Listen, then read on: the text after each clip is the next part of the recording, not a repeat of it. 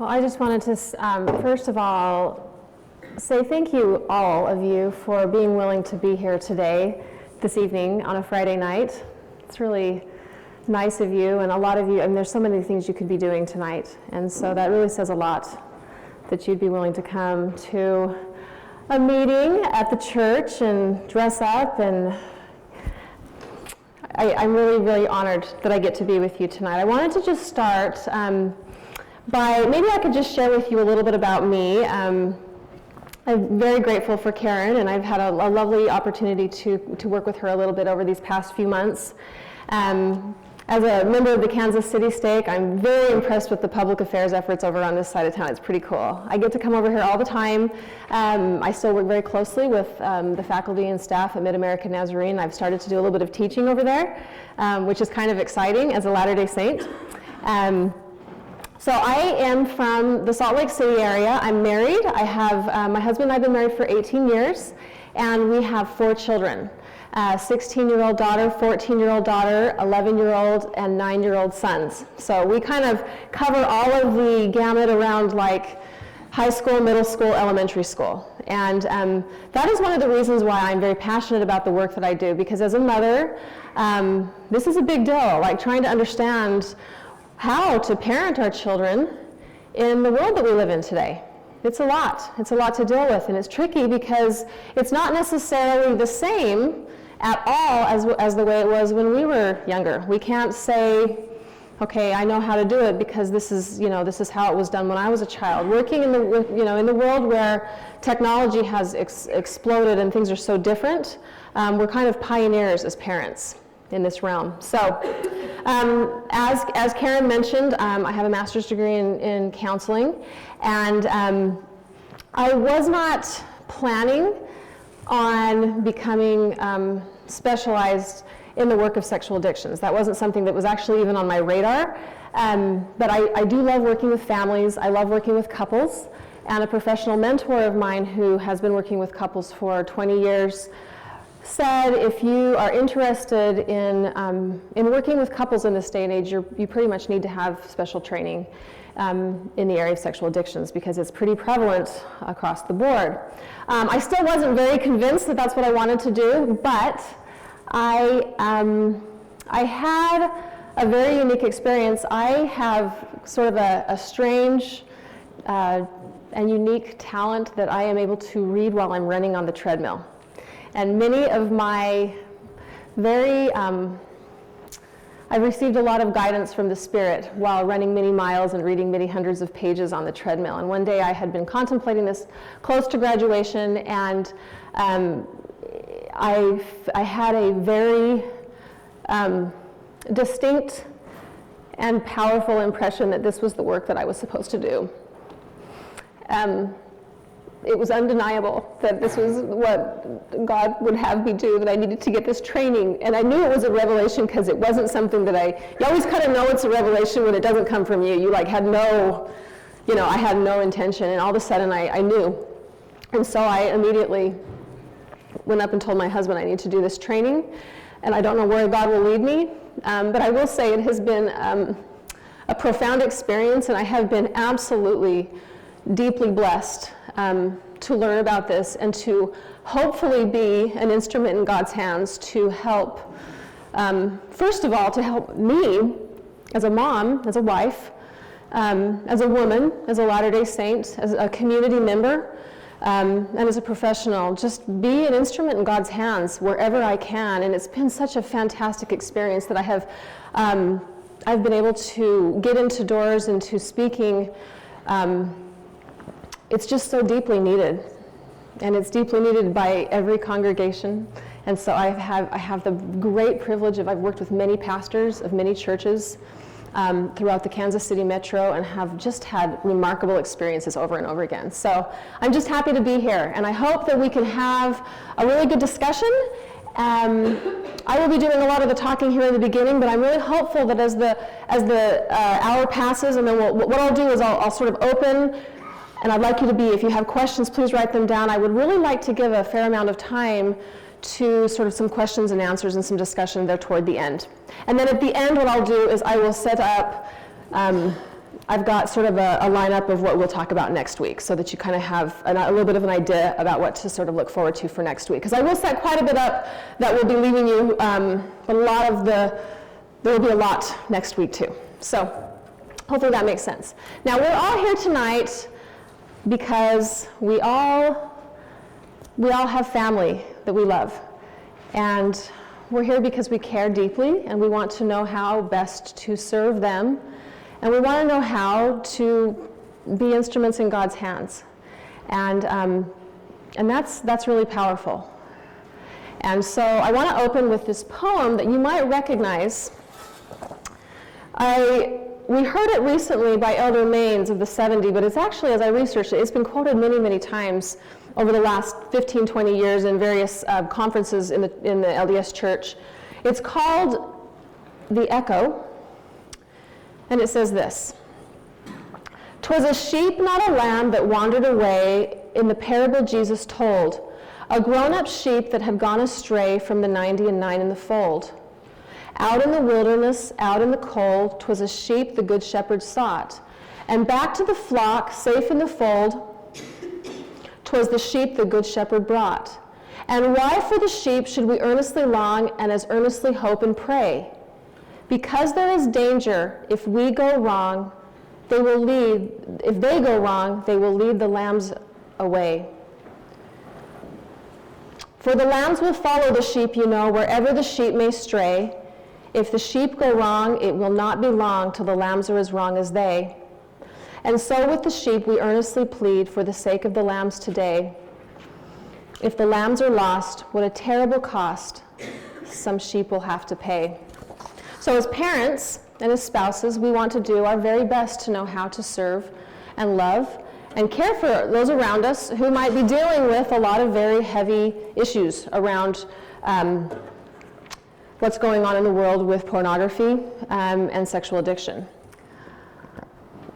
All right, so I'm going to spend quite a little bit of time talking about kind of setting up the importance of the relationship between parents and children and how that is profoundly important in impacting and protecting our children and our youth from issues of sexual addiction. Now, in saying that, I want to be very, very careful to not oversimplify this and sort of make it feel like there's a direct correlation between what we as parents do or what our parents did to impact or sort of to cause it. That's not what I'm saying here. I am saying that there's a correlation, and we're going to go really deeply into that. But there's so much going on in this world today, especially with the prevalence and the way the internet, that I think it's really important that as I'm going into this, I want each and every one of you to really, I want to communicate up front that I am not trying to say that something that you have done necessarily means that you have caused someone that you love to become addicted, okay? That's really, really important. Just recently, that really came home to me very, very profoundly. I have the privilege of currently working with a family of a little girl she just turned 10 years old, and she has been struggling with an addiction to pornography for 2 years, since she was 8 years old. Kind of heartbreaking, right? Kind of mind-blowing. And you might imagine what this little girl must have looked like or what her home life was or whatever. And I will say, when I met this family, I have never, ever met a family more loving and warm. I mean, this little girl was parented beautifully, and she was 3 houses down from if I had this grandmother 3 houses down from me, I would be very blessed. I mean, she had all the support in the world. And she still was exposed through the neighborhood friends and through kids at school. So it can happen in a variety of different ways, okay? So I just want to throw that out there as a preface so that it doesn't feel overwhelming to as we kind of go through this. All right, so I just want to start by saying that connection, let's see here, is the most fundamental of all human needs. That everyone that I see and everyone that I work with professionally comes to me on some level because they are seeking a way to overcome struggles with connection with other people. They've either struggled with connection early in life, or they're struggling with connection on some level now. It's profound. we are made, God endowed us with the deep desire to be connected. It's where we find our greatest joys, and it is through human relationships that we find our greatest sorrows, right? And so connection is a very, very powerful thing. Human relationships are incredibly important, and learning how to connect with others is part of the work of why we're here. It's part of the plan of salvation, right? God sent us down here to learn how to be in families. And so I've just, as I've thought about this and as I've studied about it, it's occurred to me that marriage is sort of a God-ordained institution where growth is pressured and where our weaknesses are made very apparent and where they can become strengths, right? And the parenting relationship between parents and children is like the crucible where we learn most deeply about the nature of God, our Heavenly Father, and the love that a parent has for a child. And so these family relationships are incredibly important. And from the very, very beginning of our lives, we learn quite a bit about the safety that we can find in the world around relationships. So I want to spend just a minute talking about something called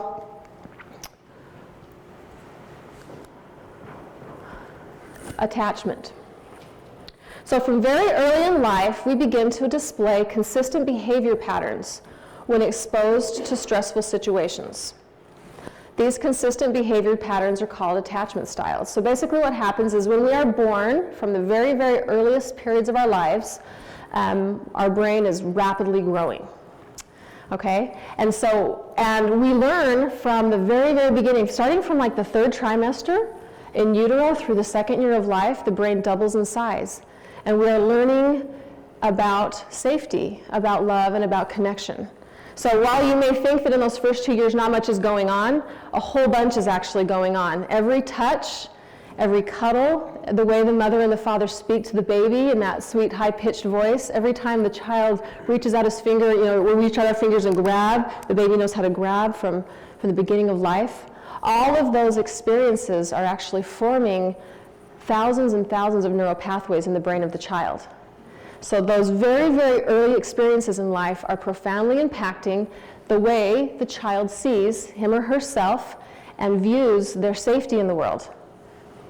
So, that being said, there are three basic ways that we sort of learn from our childhood on about who we are and whether the world is safe. I want to start by talking about how it works when it's done really well. So this is kind of what we're all striving for, although I want to be careful to say that each of us sort of, depending on the day, we do this, better or worse. Okay, so the securely attached child, so to back up just a little bit, attachment style, so our attachment system or our attachment framework sort of comes into play when we get stressed or nervous or worried. So in other words, if we're just playing around and just having fun as a child, this doesn't really come up. We all kind of look the same. But when something happens or when there's some degree of threat or fear or scare, like something that worries us or stresses us out happens, immediately we have this sort of, the anxiety raises and we immediately have some sort of a sense of what to do. And that begins from very, very early in life, from our relationship primarily with our mother in the first year, and then as the second year enters, our mother and our father. And a securely attached child has parents who are, it's kind of easy to remember, you can think of the word care. They're curious, they're accessible, they're responsive, and they're engaged. And so these parents of the securely attached child are just really trying their hardest. Now these folks are not perfect. As a matter of fact, these folks, the research shows that if you are attentive to your child about 33% of the time, then that's considered a good enough parent. So it's a pretty good statistic, right? In one of the places where I spoke, the pastor got up after and he says, you don't think of it as a test score, you think of it as a batting average. A 33% batting average is pretty awesome, right? And so if we're doing it fairly well, and then for the rest of the time, every time we mess up, we double back and go back to our child and say, man, I really messed up, please forgive me, then we're actually doing okay. We can raise a securely attached child. So we're accessible during distress, or if we're not accessible, we quickly recognize it and we repair, or we offer up that we go through the forgiveness process, right? So we're always just trying to stay available, all right? Now, the second thing that the securely attached parent does is they have the capacity to mirror the emotions of the child. Now, what that means is that from very, very early in life, when a child has big emotions, they don't have the language to understand what they're feeling, right? There's a lot of internal chaos that happens as a child, and sometimes even for us adults. We may not have a good language to explain what's going on. So as a mother and a father, what we do, what we should be doing, is we should get that child near us and get them close to us and touch them and say, you are feeling so scared. You are feeling nervous. You are feeling very, very left out. You're giving them a language to help them understand what they're experiencing. So not only do you stay accessible and engaged in whatever their emotional experience is, but you help them learn a language of emotion. What we're doing as parents is we're giving them an emotional intelligence. And as these children move throughout life, they start to learn that their emotions are okay. And not only are their emotions okay, but they start understanding that they're going to be okay, that they're near somebody who can explain that to them, and eventually as time goes by, they don't actually have to have somebody explain it to them. They learn the language themselves. And they start having sort of an internal dialogue around, these are my emotions, and this is what I'm feeling, and I'm going to be okay. So when our little ones are tiny, they stay close to us, right? And they need us near. They need us to be validating them. They need us to be helping them understand what's going on. And you'll notice that that our children, as they develop, they start becoming more courageous, and they start being okay to go to preschool. And they always kind of come back and they check in and they see they make sure that we're still like in touch. But the more securely attached our children are to us, the more courage they have to actually go out and explore the world around them. And that happens as we continue to be accessible and curious and responsive and engaged. And that continues to also happen as the child has big emotions and works through, goes through whatever they're experiencing, and then we give them vocabulary, we give them language, and then they start to acquire a language of their own. Okay, so what happens, going down to the third point, is when this is going well, a child learns that when they're having big emotions and they're feeling anxious, which we all do at some period in our lives, over and over again, some of us, right? When they're feeling anxious, they learn that they can become soothed in these big, fearful emotions through relationship.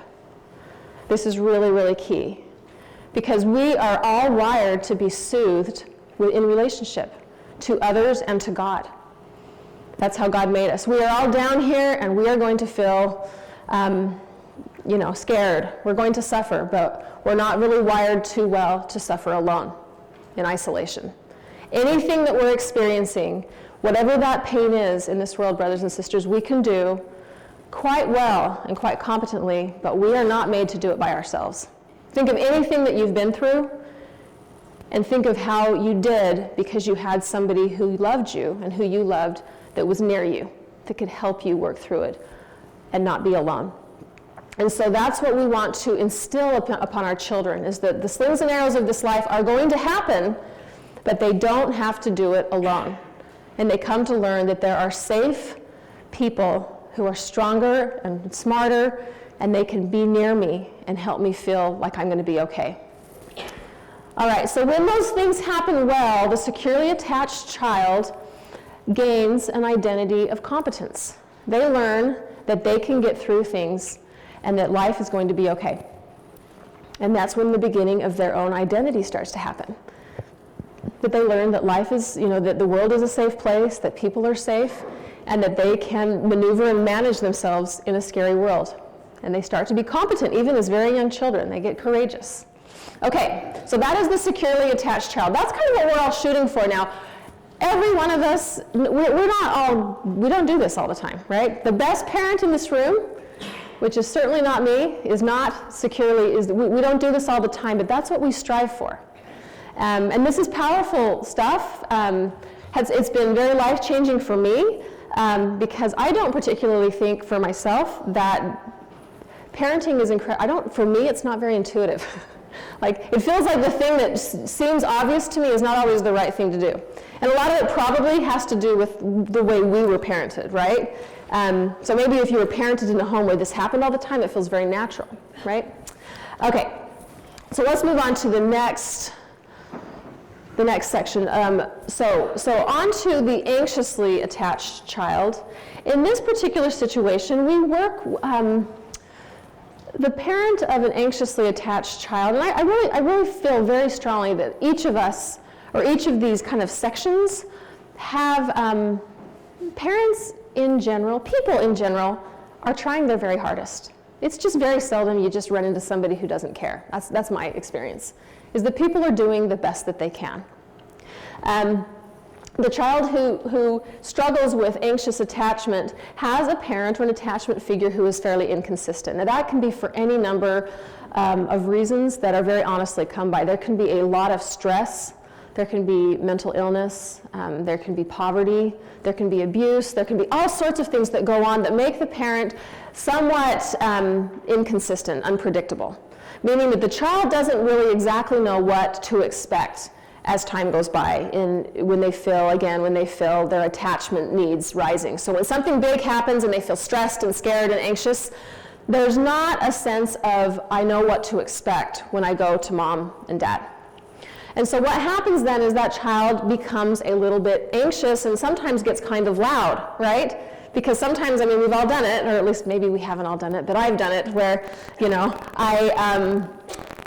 my child will say, hey, look at me, and I'll be kind of like, just a second, and so next thing you know, they're like crying on the floor, because certainly I'm going to look at them then, right? So if we can elicit, if a child knows that the bigger and louder they get, the more they're going to definitely guarantee that I will connect with them, even if it's in a negative way. They'll go ahead and do that because, again, connection trumps everything. They will get it no matter how they can. And so sometimes a parent is there, sometimes it's not there. That makes a child confused a little bit because the parenting in that case is unpredictable. In this case, too, sometimes parents they might become very sort of over-involved. I think pop culture kind of talks about like the helicopter parent that kind of swoops in and sort of like saves the day and sort of gives the child a sense that you can't do this by yourself. And that's less harmful when they're very, very young, but the older they get, if we as parents continue to sort of do that, the child really sort of gains a sense of, I'm not really competent, I need this help, I can't do hard things, and children are wired to struggle. We need our children to learn to struggle because we need to help them learn how to get up. We need to help them learn how to overcome if we're going to prepare them for the world of adulthood, right? And so if we as parents kind of keep coming in over and over and over again, we're instilling within them sort of a sense that they can't do things by themselves.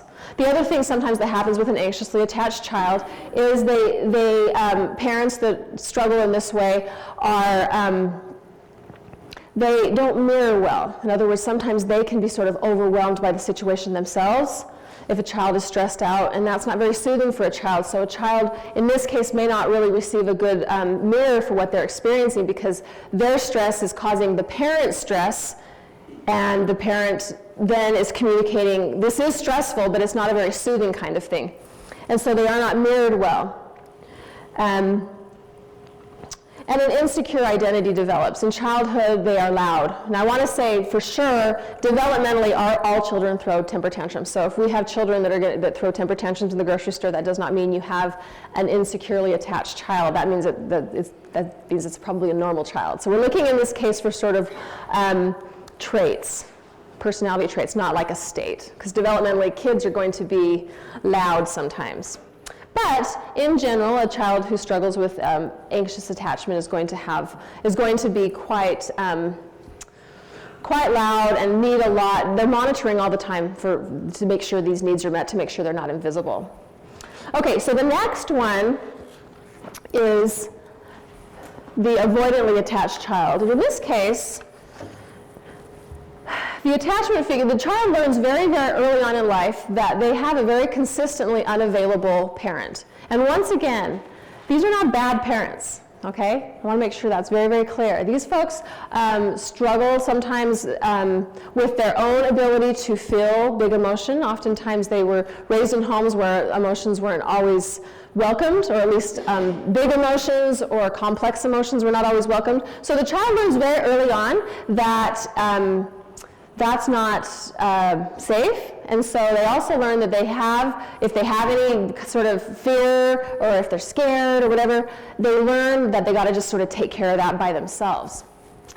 Some of the, like I think of, some of the common phrases of we as parents do when we're avoidantly raising our children, and this is something that I've struggled with for sure, is, kind of this like, you're fine, you're going to be okay, like, suck it up, or, go to your room, and when you feel better, come on back out, kind of thing. Like, send you away until you come back with happy emotions. And to me, that felt very like, yeah, that's fine, But what that's doing is it's kind of communicating to a child that your experience is uncomfortable for me, and when you can behave in a way that is more comfortable to me, come on back out.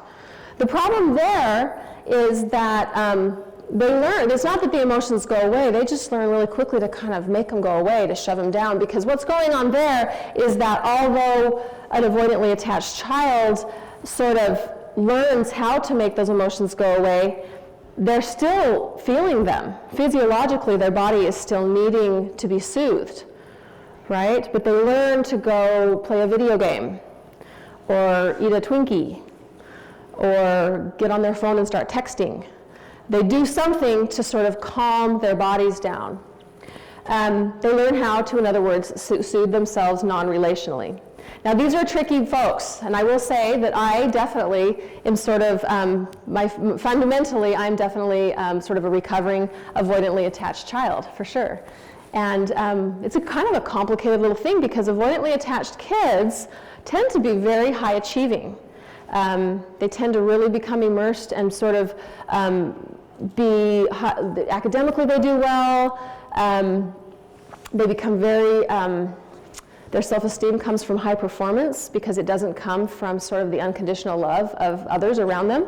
And they sort of learn to move about in the world in a way where they can go ahead and do the developmentally appropriate things like marry, or like date and marry and things like that, but they struggle when it comes to real vulnerability or intimacy, because they've learned from very, very early on that showing up with emotions are extremely scary, and so that's where struggle comes in.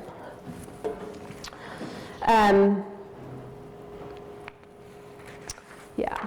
Okay, so just to give you sort of a couple of examples, I wanted to share with you a little bit from my own family, my own parenting. So I have, like I said, I have 3 children, and I want to just share 4 children. Sorry, which one was I leaving out? I've been out of town, so I'm having to recount them all. So my third little fellow, Lincoln, is 11, and when my husband and I were out of town about 6 months ago, it was over Memorial Day weekend. I don't know if you guys remember, but there was a big tornado warning. There was a Royals game that he was supposed to be going to, a birthday party, and he became very, very frightened. And my husband and I were flying away, and my mother-in-law, who's a delightful, beautiful, wonderful woman, did not understand what my little fellow needed. And so when the tornado came, he came home from the birthday party, and he was terrified. And a few years ago, as a mom, having sort of avoidant issues that I'm overcoming myself, a few years ago I probably would have done this very same thing. So I couldn't be critical of my husband's sweet mother. But she told my little boy, as he reported back to me after we worked through a lot of anxiety, that she said, "You are fine. It's a storm, it's no big deal, you're going to be fine, it's not going to hurt us." And so this poor little boy was terrified, and he had nowhere to go. So what ended up happening is he worked it out, the storm ended, we came home, and for several months thereafter, I could hardly leave the house if there was a threat of rain or tornado. He was terrified. And I couldn't figure out what was going on. It just sort of came out of nowhere. And he couldn't even figure it out really until one day, because I do play therapy, I did a sand tray with him where I have a lot of toys and a little tray of sand, and I say, tell me what's going on when a storm happens. And he started picking toys up from the wall in my office. I have a home office is where I work. And turns out that he started talking about how frightened he was because the storm was coming and he didn't feel protected and safe. And he even said, because, and this, I was grateful. I had a moment of like, oh, thank goodness, I've learned all of this. Where he said, Mom, if you were here, I know what you would have done. You would have held me in your arms and you would have said, it is scary. It's really scary to feel like there's a tornado coming.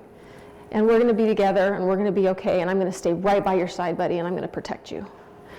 And he didn't get that. And so it frightened him. So the avoidantly attached parent would do what I would have done in the past. I would have said, you're fine. I wouldn't have been mean to him, but I would have just sort of left him in his fear.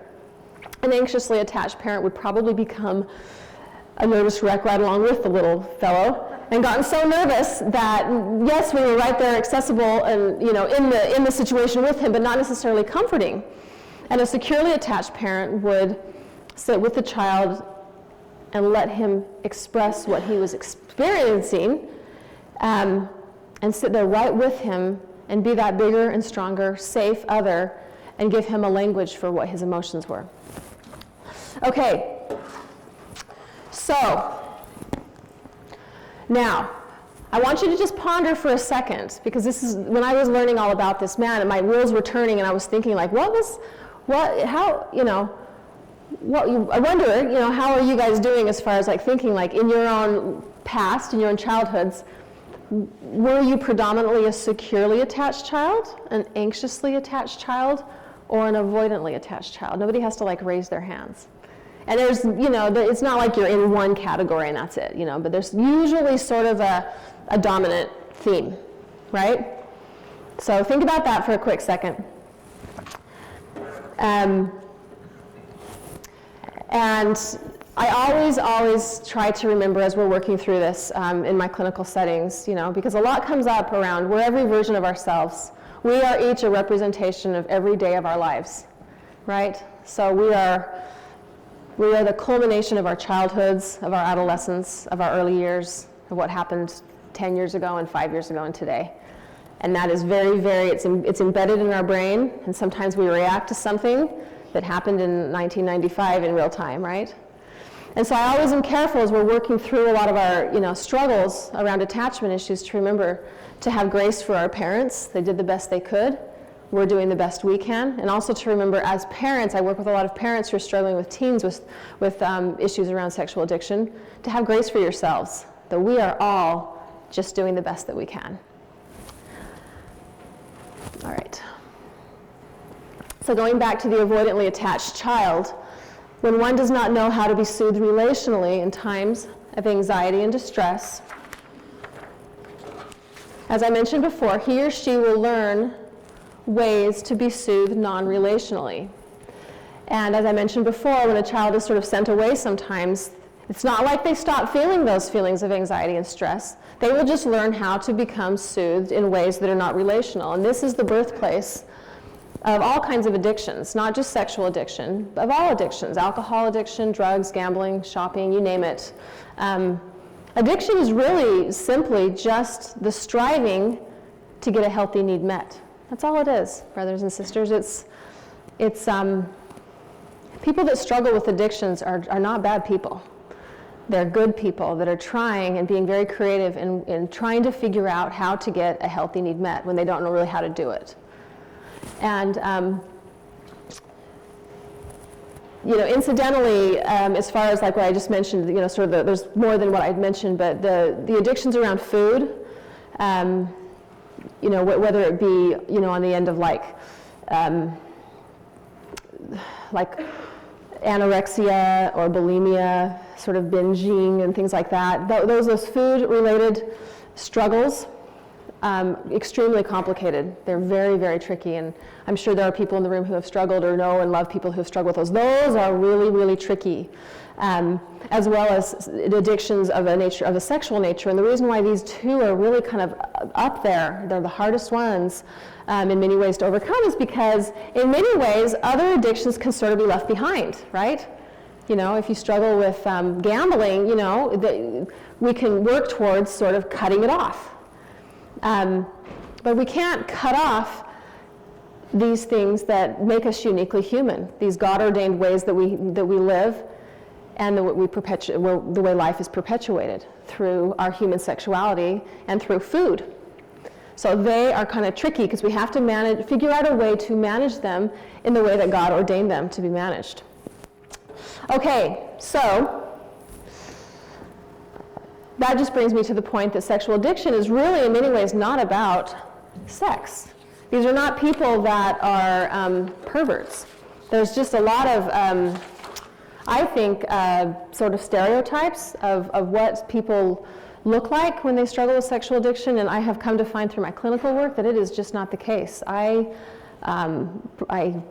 have over and over again been profoundly touched by the depth of the beauty of these people.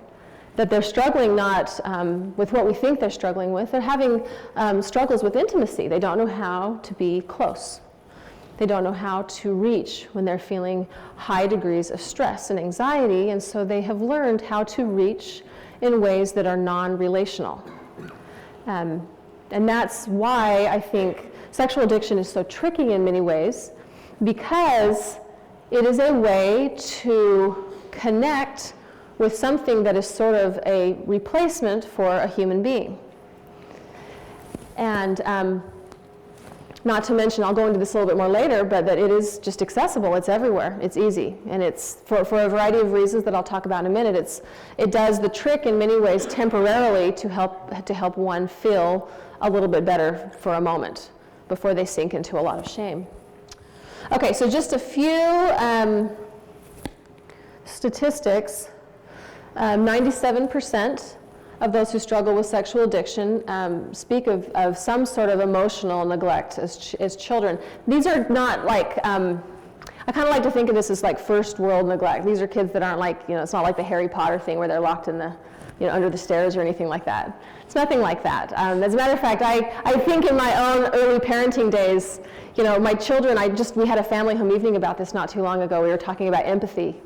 And the vital importance of not sending a child away when they're struggling, but of keeping them near, right? The connection is so important to that strong bond so that a child doesn't learn to go away and soothe themselves. And one of my kids was like, wait, but what about that chair you used to put us in?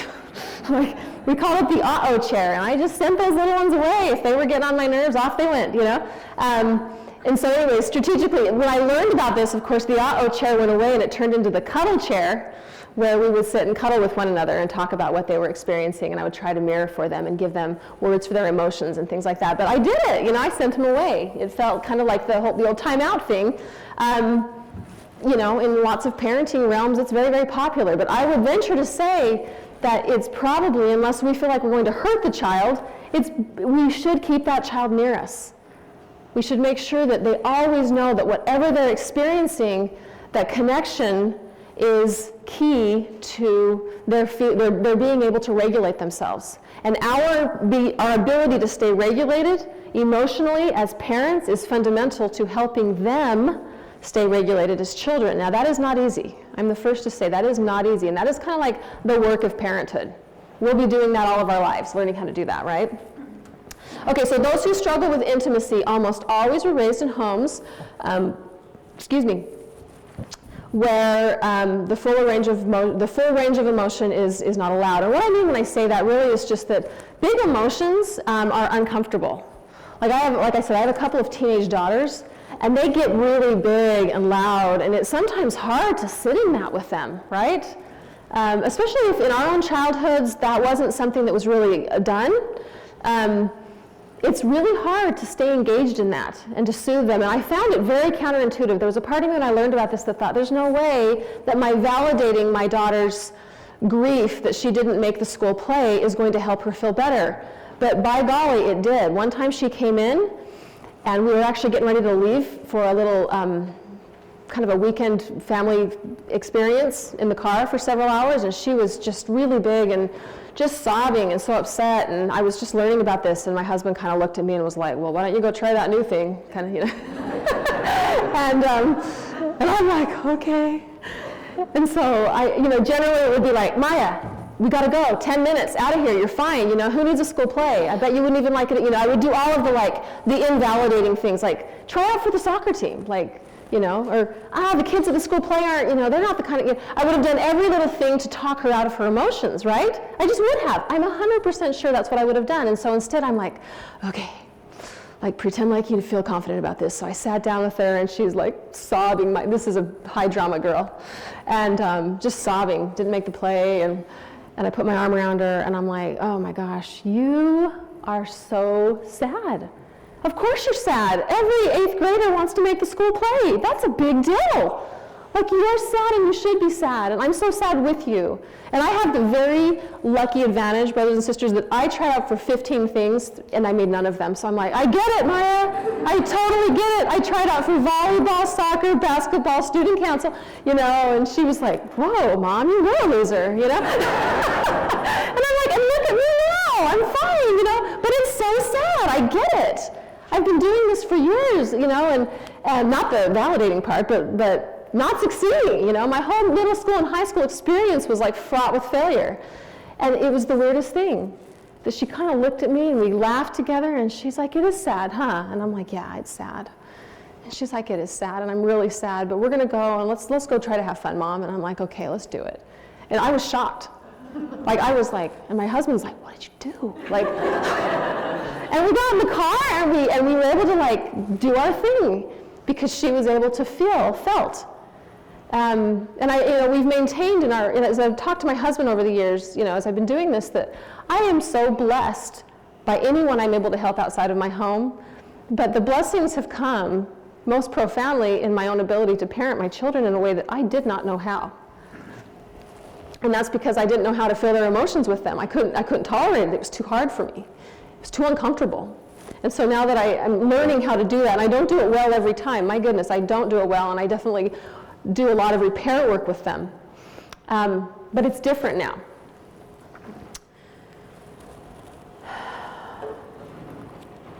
So I've already kind of talked about those last 2 points. I'll read through them, but I'll move on after that. In these home environments, children learn that their pain cannot be relationally soothed. So we want to make sure our children understand that when they're in pain, we can soothe them through our relationship with them.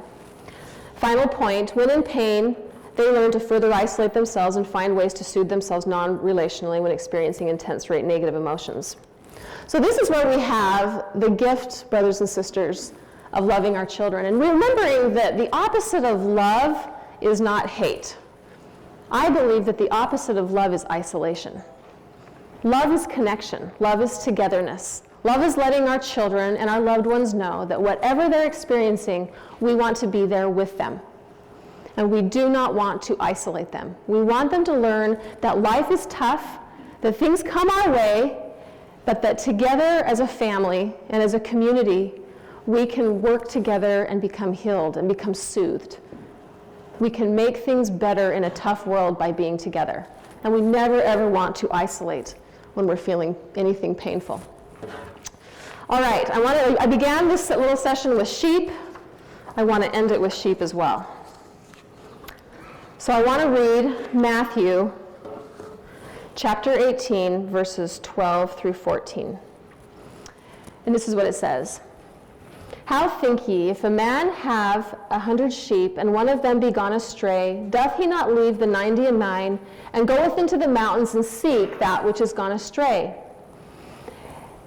And if it so be that he shall find it, verily I say unto you, he rejoiceth more of that one sheep than of the 99 that went not astray. Even so is it not the will of your Father which is in heaven, that one of these little ones should perish?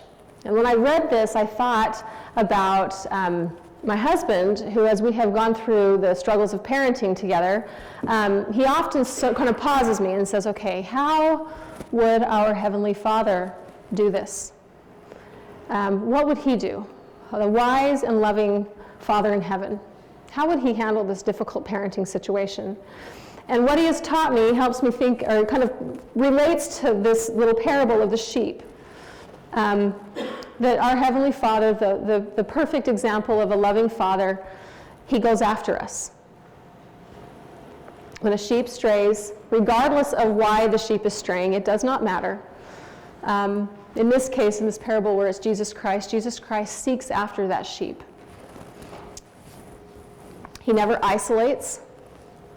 And finally, in prayer, when we pray to our Heavenly Father, all topics are allowed, all emotions are allowed, all conversation is allowed. There is never anything that is off limits with our Heavenly Father, that he is open to whatever we're feeling and whatever we're experiencing. And so that is always, right? That's our model. What would our Father in heaven and what would our Savior Jesus Christ do? And we can use that as we parent. They are kind of the ultimate examples of what it looks like to be securely attached. That they help us recognize who we are. They give us an identity of the divine, that we have the divine within us. And that no matter what we're doing or what we're experiencing, they want us to come near and they want us to be near them and help us recognize that we can do all things through their help. And I guess I'll say this in the name of Jesus Christ, amen. We are going to talk, like right now what I want to talk about is a lot about the sort of the nuts and bolts of what happens in addiction and sort of the foundation of the most important thing about working with and loving somebody who struggles with an addiction. This really can cover an addiction of any nature. But the importance of not, the corrosive nature of shame. And so I'll go into that in quite a bit of detail a little bit later on. All right, so let's begin with a definition of healthy sexuality. That healthy sexuality is most easily and sensitively understood as a fully embodied expression of deep, loving connection between two individuals that is protected by boundaries of exclusivity and as an enhancement of emotional and spiritual intimacy. And so sort of depending on, there are several different paradigms, but we develop intimacy starting very, very early, and there are lots of kinds of intimacy, like emotional intimacy, intellectual intimacy, spiritual intimacy. You'll notice in your relationships with certain friends, you sort of, friends or loved ones, children, spouses, parents, that you sometimes really have a sense of closeness in certain areas, right? Where you can really talk religion with one friend. Or with another friend, you can have a sense where you like to watch the same movies, sort of things like that. And as we develop intimate relationships, the idea is that we should be developing those at certain paces. And I work with a lot of, I think I mentioned I work with a lot of adolescents, and I often talk to them about the importance of making sure that they are developing at an appropriate rate. So in our adolescent culture, and certainly in pop culture, there's sort of a sense, or the kids will mention, these teenagers that I work with, that lots of times sexual intimacy sort of jumps way ahead of all the other ones, and of course that is very problematic developmentally. And so these things sort of develop when they do it well. Sexual intimacy is sort of a culmination of a lot of the other intimacies that are slowly developing also. So that is healthy sexual intimacy, and we're going to talk a lot about that and how to talk to our kids and how to develop a frame that normalizes and keeps that conversation really healthy, a paradigm that isn't sort of anxiety-inducing to our teenagers and even to ourselves. That I think sometimes it's a touchy topic. It's tough. It's not just a topic that's difficult to talk about in like an LDS culture. It's a touchy topic anywhere, right? Because we want to do it right. We want to be honorable, but we also, if we infuse too much anxiety around it, it gets kind of scary, and then it can't be. Then it gets scary to even think about it as something that's God ordained, which it is. So moving on to a definition of addiction: a pathological relationship to a mood-altering experience, the use of a sexual activity for the purpose of lessening pain by a person who has lost control over the rate, frequency, or duration of use and whose life is becoming progressively unmanageable as a result. The Brethren have really done a good job recently talking about the difference between every time somebody struggles with what I kind of call, like in my clinical work, sort of a sexual acting out behavior, that does not make you an addict. Okay, and I think that's a really important thing to sort of clarify, because it's empowering to think, and I've worked with people professionally who do have struggles of this nature that are not addicted.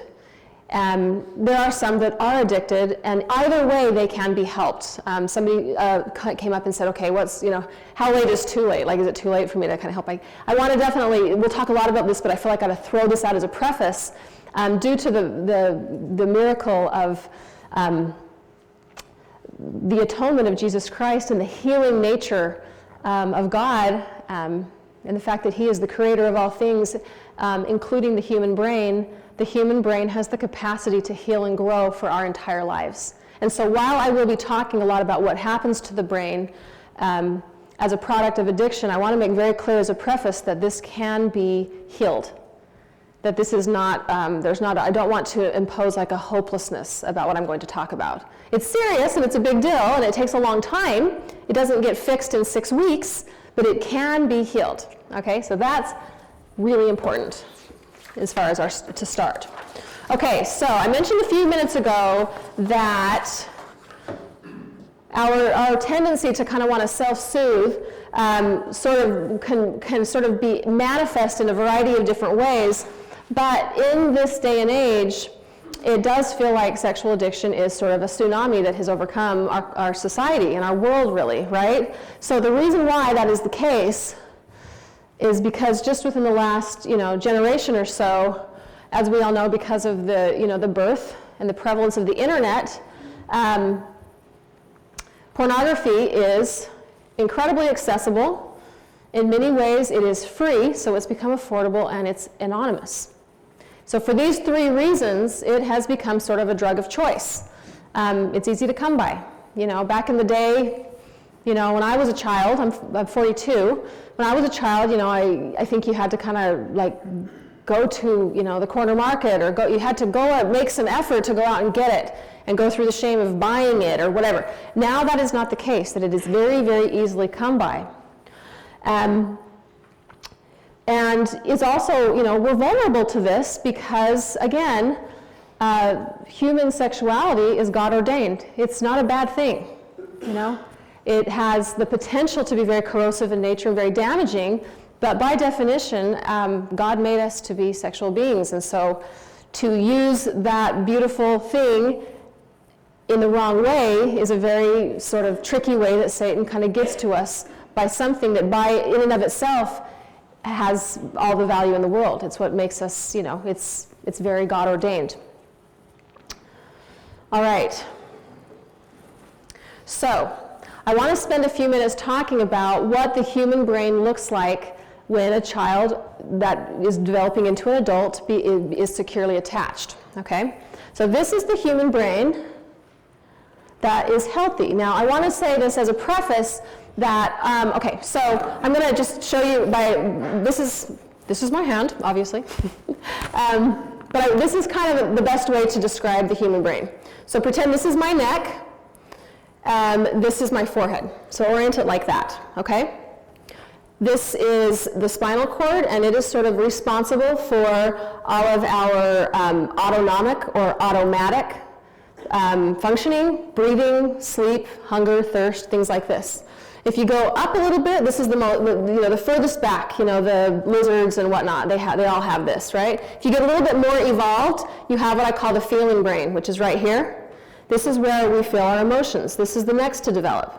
And the final thing to develop, that begins to develop starting in about our second year and developing, if it develops well, is fully developed in our mid-20s usually, is the thinking brain, right here, okay? So, if everything is going well and we are doing our best to help our children become securely attached, these qualities are what is developing in our thinking brain, right here, also called, the technical term is the prefrontal cortex, okay? So, when we are doing our best to parent those kids well, they are developing the ability to have attuned communication.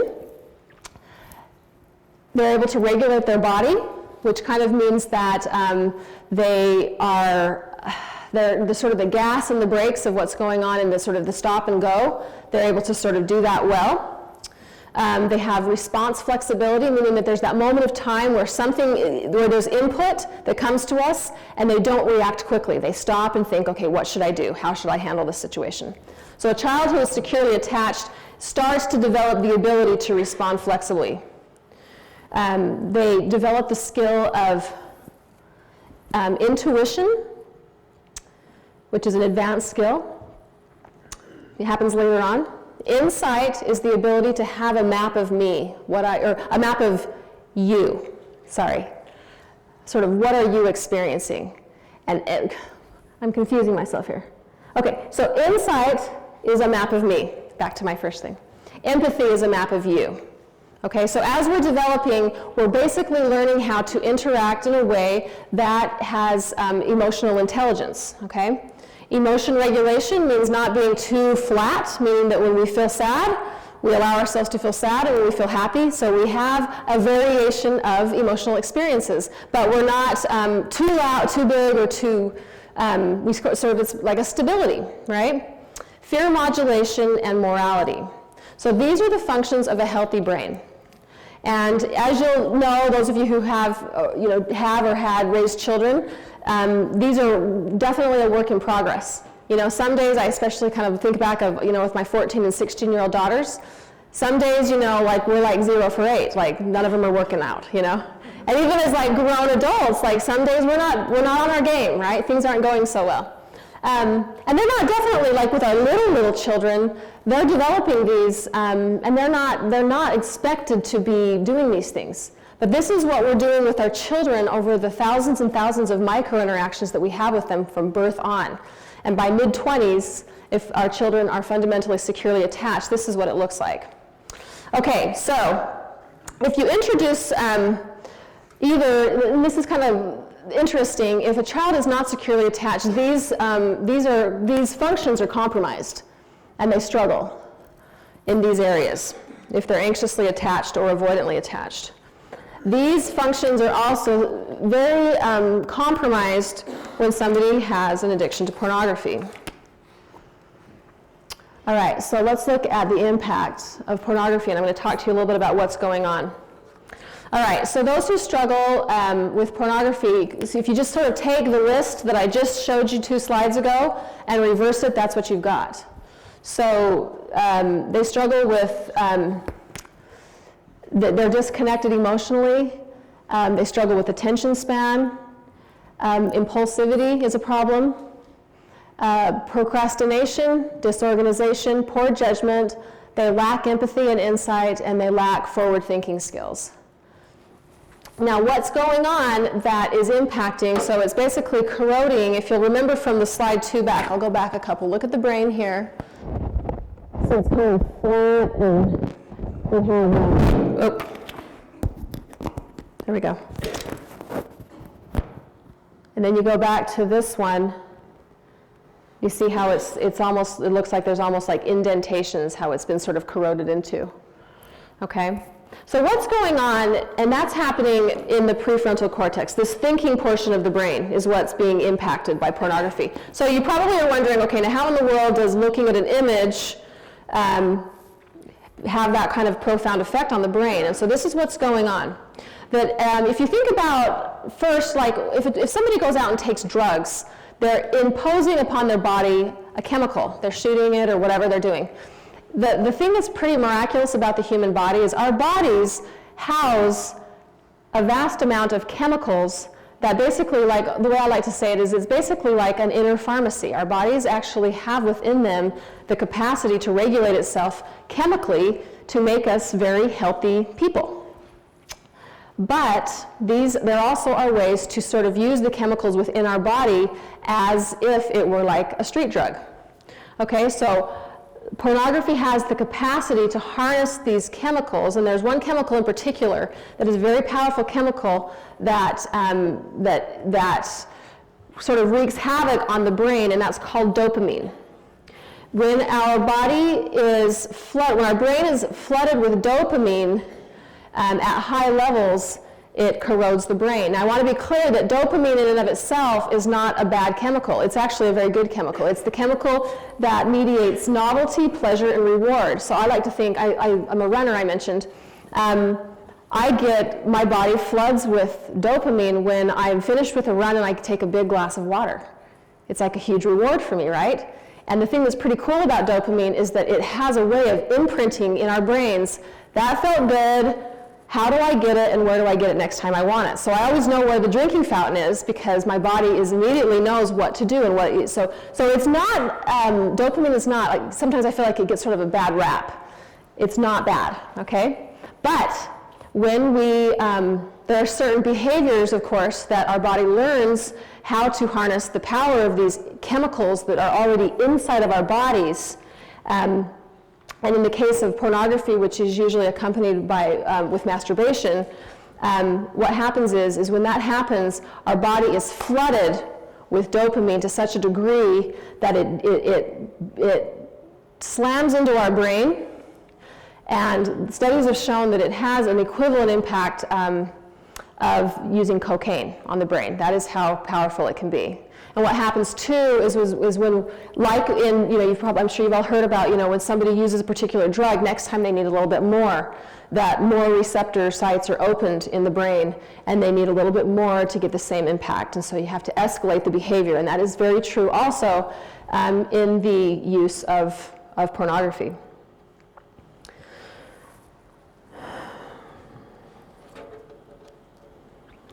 All right, I mentioned also, I already mentioned this, but I'll throw this in here again just so that you know. Although this feels like, we all know and love somebody, including myself, who struggles with this.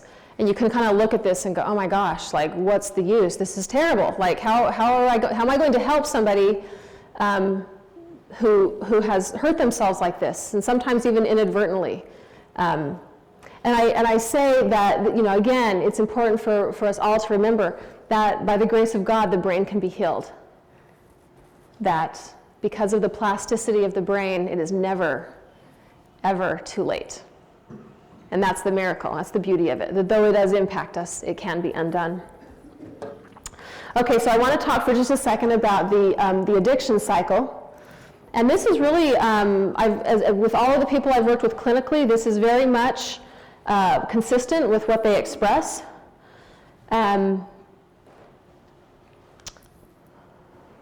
So if you'll start in the corner here where it says preoccupation, what ends up happening is, and I've talked a lot, I've been very, very curious about this because I'm very interested in my clinical work with what is actually going on at the moment that somebody becomes triggered. Because I want to make clear here that when I work with folks who struggle with this, these are people that are not enjoying this process. They don't love it, they don't feel good about it, they're not happy about it, it's not, you kind of hear people say, oh, of all the addictions, this looks like the best. It's not like that. They don't want to go there. And so I say, what was the moment, what happened, what was the triggering event that happened that took you, where your cycle began? Sometimes it's just a stimulus from the outside. Some of my teenage boys talk about it can be a song on the radio. It can be a commercial. Oftentimes it's isolation. In Alcoholics Anonymous, they talk about HALT, hungry, angry, lonely, and tired. Like those sometimes can be very big triggers. And then just the other thing, is anxiety, is stress. Stress without the capacity or the skill set to reach for somebody. And so that's the first thing I always talk to my people about is like, when you're feeling that, go find somebody, go find mom, go find dad, call a friend. Reach. We're trying to teach them that when you feel that stress or anxiety, when you feel, when you feel that thing happen to you, and they talk about it almost as if it's like a trance-like experience, that they don't even know what's going on. And so I say when you notice that moment where you're triggered, reach out, because that's healing, right? We're teaching them to become soothed relationally. And so what they express is the preoccupation, which is kind of the triggering, the impaired thinking, this sense of like where they kind of move into this like trance-like state and they're not thinking clearly anymore. And it's a very painful thing as I listen to these people that I just love so much talk about, like, they don't even know what's going on. It's like things slow down and they can't, in retrospect, they don't know. They know it's going to hurt them, but it's almost like it doesn't matter. Ritualistic behaviors really sort of prepare for the acting out. Then the acting out incident itself, which oftentimes, especially for those who are in recovery and are working really hard, sometimes it's like 5 minutes. It's not even like a long, drawn-out thing before they're able to pull themselves out of it. And then they instantly sink into this deep sense of shame and despair, like, oh, I did it again. And then oftentimes that shame and despair is so uncomfortable, and especially if they're folks who are still struggling to reach out relationally, it feels so painful that oftentimes it actually sort of, they numb out that and they kind of function for a little while, but they kind of loop back into a sense of preoccupation because of sort of a sense of hopelessness of like, why am I doing this? But then the preoccupation actually leads to another cycle. And some of the people that I've had the pleasure of working with talk about having been through this, you know, over and over and over again for years and years and years. And I watch them and I love them so much. And it's so hard for me to see the pain that they're in and see how stuck they feel. And I feel such a deep love for these people. And there's no room for shame for telling them what's wrong with you, or how could you do this, or why are you hurting your brain, or why are you hurting your wife? I mean, they know. And I'm so honored to get to work with them to help them move towards healing, because connection is what they need. They need a community of people who can love them. They need to learn that they can feel scared and nervous and worried and alone, and that they can reach out. And that's what we as a church community should be able to do, is be God's instruments to help each other when we're feeling, you know, whether it be this struggle, this, you know, sort of flavor of brokenness or anything else, that we can be a community of believers that can reach and help them not feel alone. I've had the privilege of talking to a lot of bishops about this, that if you can imagine how frightening it is for somebody who has this struggle to have, I mean, can you imagine the courage that it takes for someone who doesn't know how to reach to go to a bishop and talk to him? I mean, that is like the biggest victory I've ever heard, to have the courage to reach and say, I need help, I'm hurting. And so, you know, my counsel to a lot of these bishops is just love them. Let them know how proud you are of them, that they are in that room doing the thing that has to be the hardest thing they've probably ever done in their whole lives, is that they are learning how to reach, and to make sure you receive them with all the love in the world to help disprove their previous theory or hypothesis that if I reach, the person I reach to will not be available or will not be receptive or will be shaming. You know, to not do that, to help them rewrite a new narrative around what reaching looks like. And we can do that with our own children, you know, our own loved ones if they reach, to help them know that it's not what you think it is, that we can receive you with love. Okay, so remember that the origin of addiction is isolation. So what I want to just spend some time just really hitting on is this idea that we should never shame or isolate one who is struggling with sexual addiction. Okay, so what I want to do here,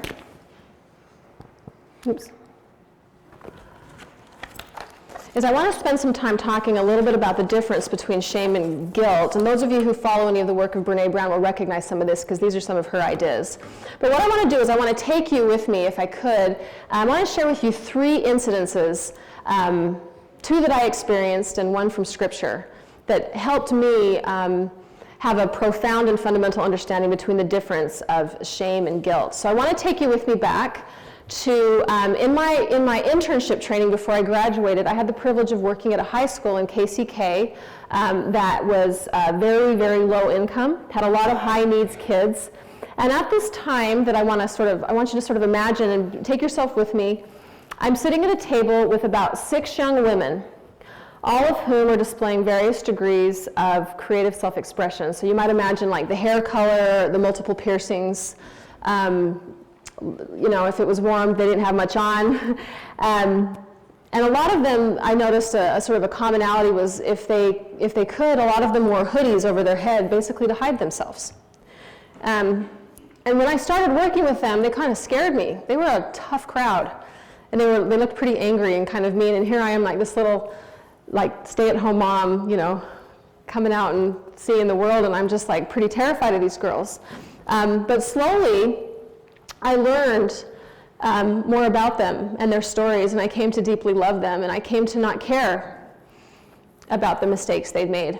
I didn't care about the, you know, even the language they used or what they wore or what they didn't wear. I just loved them.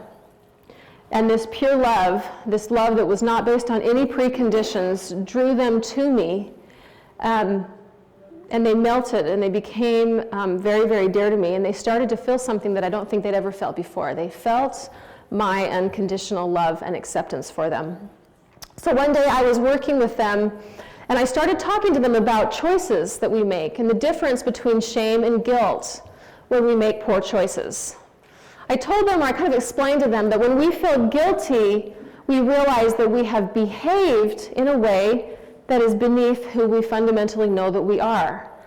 We have a sense of our inner worth, of our fundamental goodness and lovability, and we realize that our actions have not matched or aligned with who we know we are.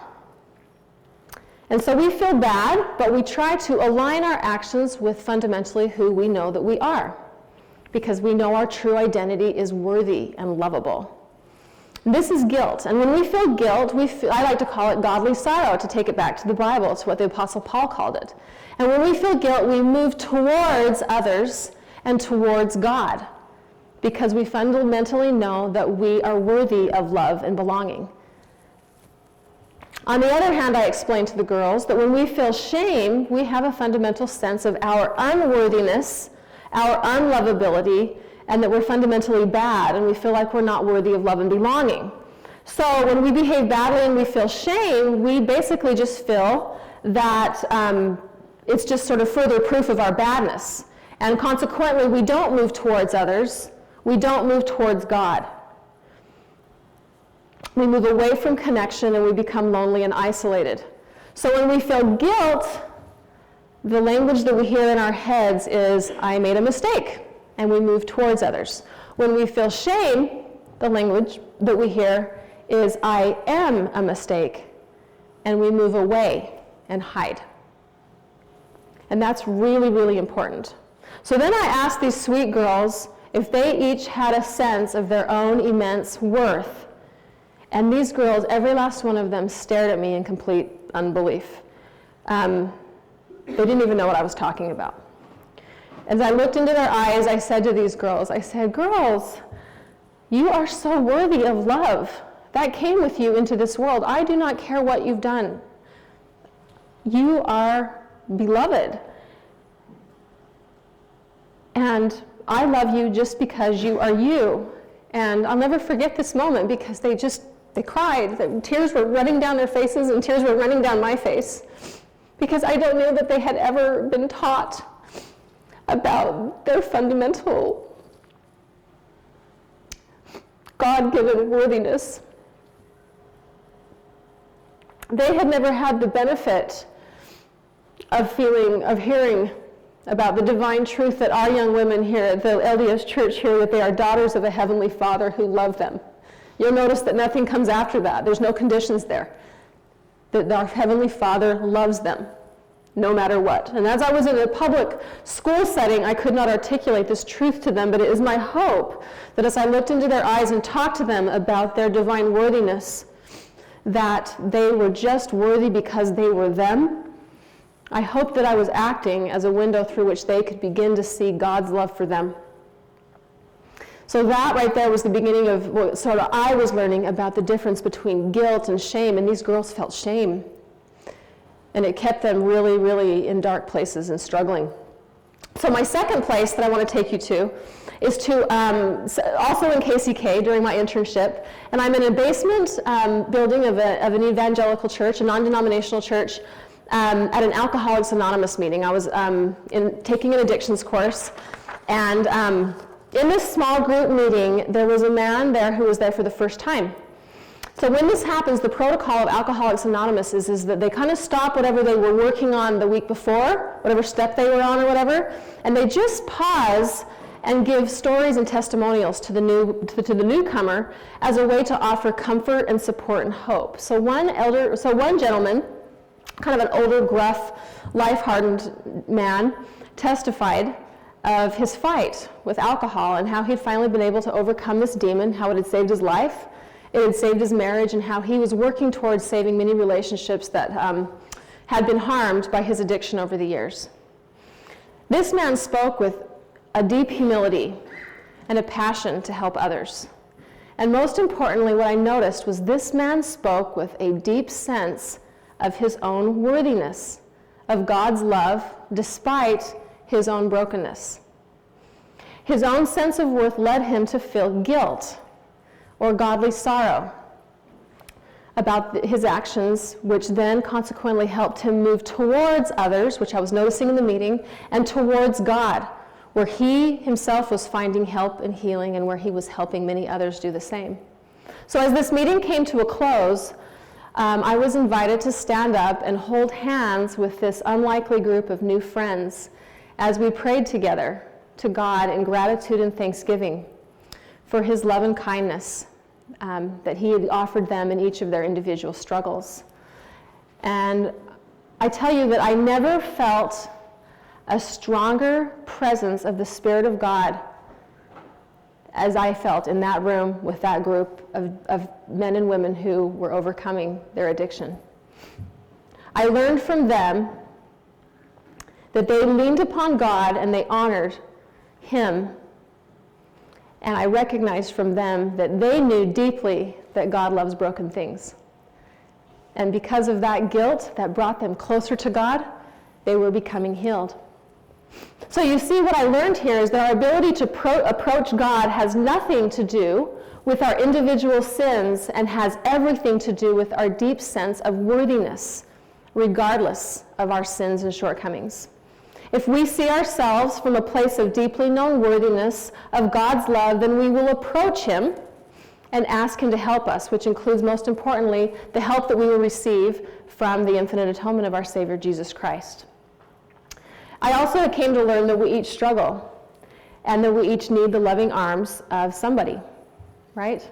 A father, a mother, a bishop, a visiting teacher, a friend. We just need somebody, especially when we're feeling that we struggle with our own worthiness. So I think as a mother, when I make a mistake, how am I responding to my children? Do I communicate to them through my words that, like sort of a what's wrong with you attitude, or, you're worthy of my love after you've shaped up, like come back when you feel better kind of thing? If I seem to place conditions upon their worthiness to receive my love, I am setting them up to feel shame, which will bring about their further struggle, and they will begin to hide. They will hide from me, they will hide from others, and they will eventually hide from God. If I shame my loved ones, I need to recognize that shame is highly correlated with addiction, depression, eating disorders, violence, bullying, and aggression. And the amazing thing is that guilt is inversely correlated with all of these. It's healing. It brings us closer to others. It brings us closer to God. The fundamental power of guilt is that we recognize that we're worthy, and we want to just become the best versions of ourselves that we know is inside there. So we all have the capacity with our children to love and help them feel guilt or godly sorrow. And as they do so, as we do these things, we wrap them in the arms of our innate love for them and God's innate love for them. And this is true in all of our relationships. In any of our formal or informal capacities where we have influence over the fragile lives of others in church and community, I think it's really important that we be very careful about how we use the word worthiness. Because in God's eyes, we are always worthy. There is never a place where we're not worthy in God's eyes. And I think that's really, really important. We sometimes might pass through valleys of personal struggle, but this is a state. It is not a trait. Our worthiness is God-given. It is never on the table.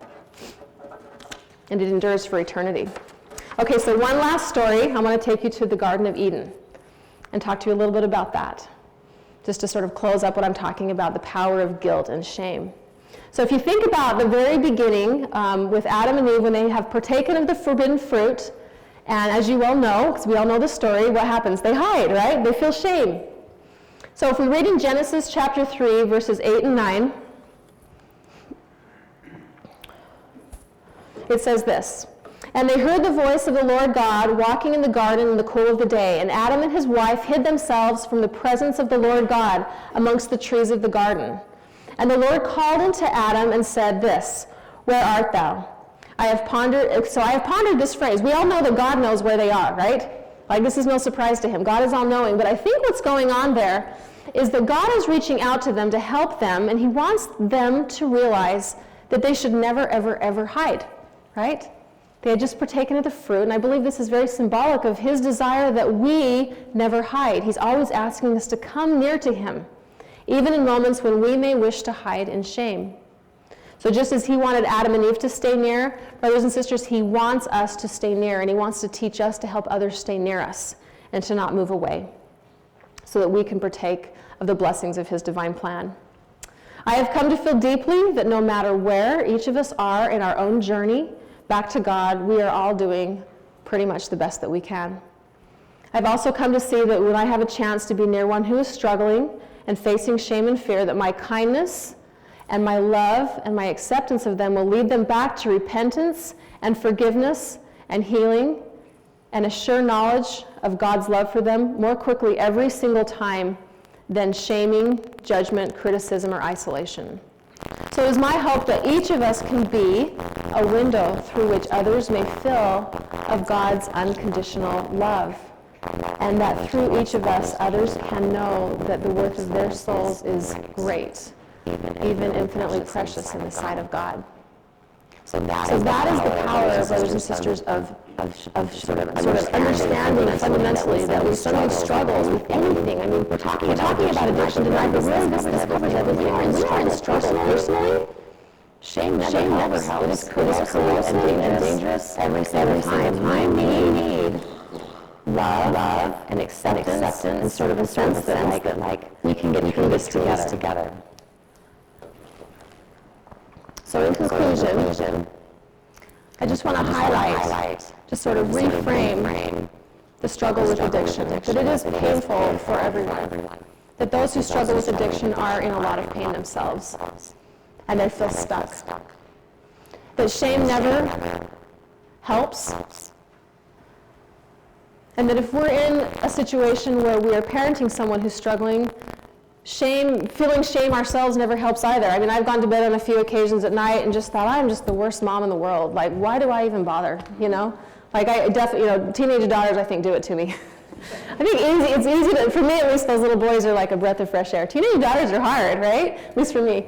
But when I go there, when I start shaming myself, like, why do you even bother, It takes me away from God. It takes me away from connection with God, with my husband, and when I can lift myself up and say, I can do this, and it's generally when I connect with my husband or connect with God in prayer that I regroup and say, I can do this, like I'm capable. This is hard, but I can do it.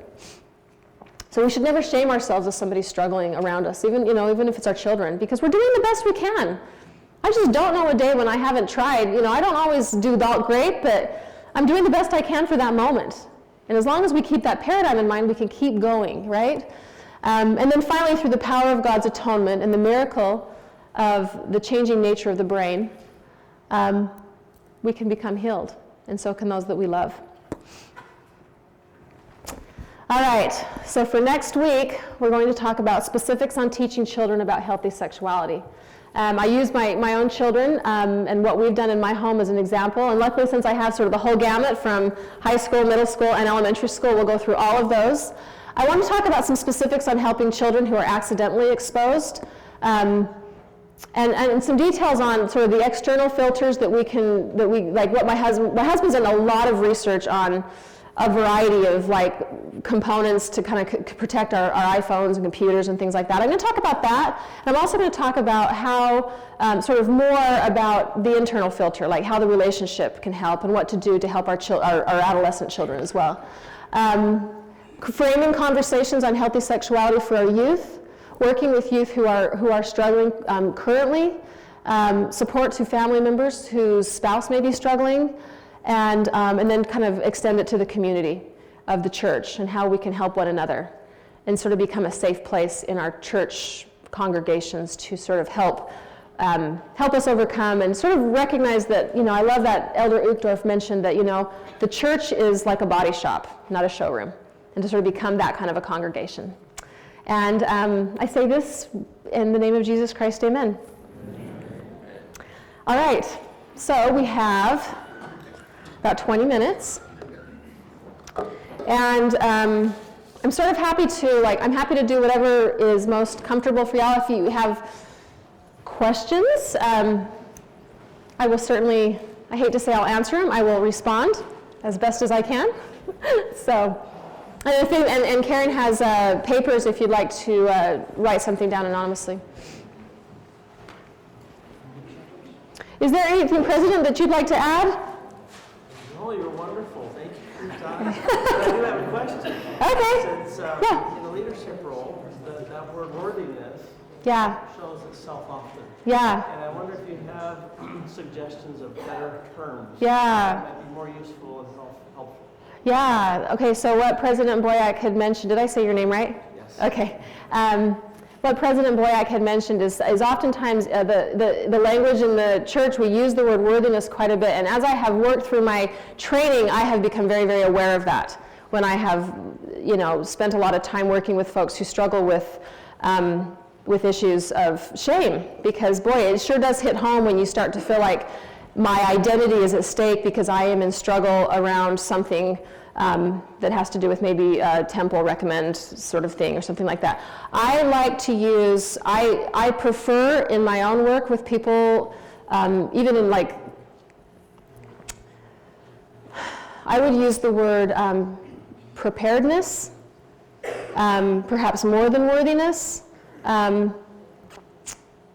There's another word that I have actually come up with that I'll have to think about. Because my husband and I have had conversations about this, but oftentimes it has more to do with where you personally feel you are within your own integrity, rather than the word of worthiness. Do you see what I'm saying? Because again, I think worthiness starts to feel like an identifier of self. And if we're prepared, it feels more to me like a sort of where am I right now? How am I doing on my own journey? What is my trajectory? And that feels less defining of our identity. So I guess that's what I would say. Thank you. Yeah. Is there anybody else that has a question? Yeah. So when you were talking about like kids acting out and having negative behavior and Yeah. when they have those big loud displays, we want Yeah. to send them away. Yeah. How do you validate the emotion Yes. without validating negative behavior?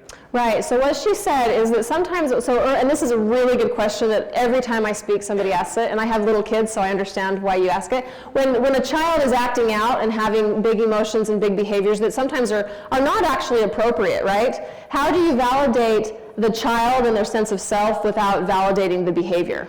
Did I catch that? Okay, so this actually happened very recently. We were doing scripture study in our home, and we all kind of lay on the ground in our living room by the fire is kind of typically what we do. And my 9-year-old was kicking the 11-year-old. And fundamentally, of course, like reflexively I do, it's just like, you're gone. It's also depending on like how tired I am that day, right? But I was on my A game that night, and he was, and of course he's disrupting the time, and he's getting brother mad, and brother's acting, it's starting to sort of unravel. And I grabbed my little 9-year-old, and I wrapped my arms around him. And I said, you're really upset with Lincoln right now. And he kind of tried to squirm and wriggle himself away. And I said, you're really, really upset, and you're kicking your brother, and kicking's never okay. But we want you to stay with us. And he kind of just melted in my arms.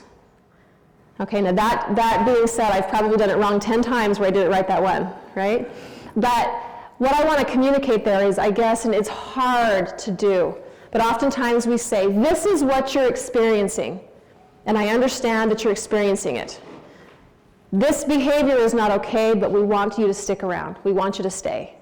And I've said that to my 14-year-old a million times, because actually, my 14-year-old would be more than happy to go down to her bedroom. Like, you know, she wants to, and I'm like, no, I really want you in there. Now, sometimes if they want to go away, you don't want to like keep, sometimes a little space isn't the worst thing, right? It's just one of those things that we don't want to get into a habit where anytime there's a disruption or they're having an emotional experience, that we just sort of reflexively send them away. Does that help? Yeah, but one more follow-up. Yeah. What if you don't know what emotion they're Yeah. experiencing and you can't really label it, Yeah. or else you label it wrong and you really don't know? So the beauty of that is kids are super astute at correcting you if you're wrong, right? Like I've noticed that like it doesn't even hurt if you're wrong, and if you don't even, you say it, and oftentimes we don't have the language for it, right?